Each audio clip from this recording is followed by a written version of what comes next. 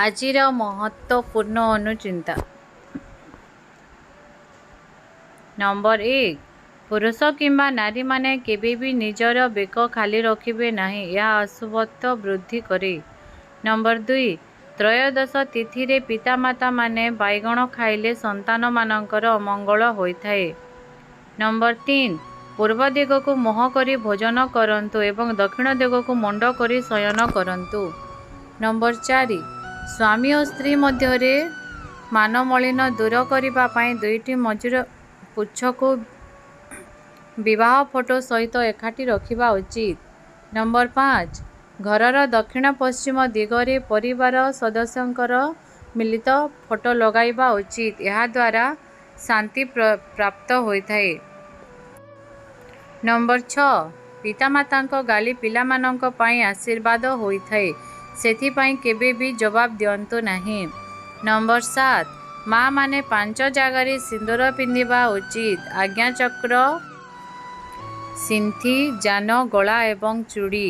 Number 8 ଛୋଟ ପିଲାମାନଙ୍କୁ ଚଟାଣରେ ତଳେ ଶୁଆନ୍ତୁ ନାହିଁ, ଏହାଦ୍ୱାରା ରୋଗ ସୃଷ୍ଟି ହୋଇଥାଏ। ନମ୍ବର 9 ଛୋଟ ପିଲାମାନେ ଚମକୁଥିଲେ ଶୁକ୍ରବାର ଦିନ ଗାଈର ଲାଞ୍ଜରେ ଝାଡ଼ିଲେ ଚମକିବା ଦୂର ହୋଇଥାଏ। ନମ୍ବର 10 ବୋହୂ ବାପ ଘରେ ଆଉ ଶାଶୁ ଘରେ ଏକା ଦିନରେ ଭୋଜନ କଲେ ଅମଙ୍ଗଳ ହୋଇଥାଏ।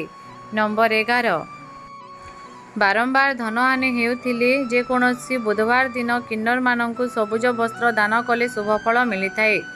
ନମ୍ବର 12 ଯଦି କୌଣସି ଇଣ୍ଟରଭ୍ୟୁ ଦେବାକୁ ଯାଉଅଛ, ତେବେ ଲାଲ କିମ୍ବା ହଳଦିଆ ରଙ୍ଗର ରୁମାଲ ପାଖରେ ରଖିଲେ ଶୁଭଫଳ ମିଳିଥାଏ। ନମ୍ବର 13 ନାରୀମାନେ ସ୍ନାନ ପରେ ନିଜର ଆଙ୍ଗୁଳିରେ ସିନ୍ଦୂର ପିନ୍ଧନ୍ତୁ ନାହିଁ, କେବଳ ରୂପା କଣ୍ଟା କିମ୍ବା ଝିଙ୍କ କାଠିରେ ସିନ୍ଦୂର ପିନ୍ଧନ୍ତୁ।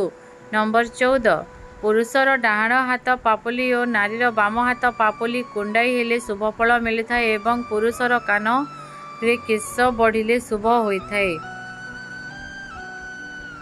ନମ୍ବର 15 ସିନ୍ଦୂର ପିନ୍ଧିବା ବେଳେ ଯଦି ଫରୁଆଟି ହାତରୁ ଖସିପଡ଼େ କିମ୍ବା ମଙ୍ଗଳସୂତ୍ର ଛିଡ଼ିଗଲେ ମା ବୃନ୍ଦାବତୀଙ୍କ ପାଖରେ ଦୀପଟିଏ ଜାଳିବା ସହିତ ବେଗୁନିଆ ଡାଳଟିଏ ଭାଙ୍ଗିଦେବା ଉଚିତ। ଧନ୍ୟବାଦ ଦର୍ଶକ ବନ୍ଧୁ, ଭିଡ଼ିଓଟି ଯଦି ଭଲ ଲାଗିଥାଏ ତାହେଲେ ଭିଡ଼ିଓକୁ ଲାଇକ୍ ଆଉ ମୋ ଚ୍ୟାନେଲକୁ ସବସ୍କ୍ରାଇବ୍ କରିଦିଅନ୍ତୁ। ଜୟ ଜଗନ୍ନାଥ।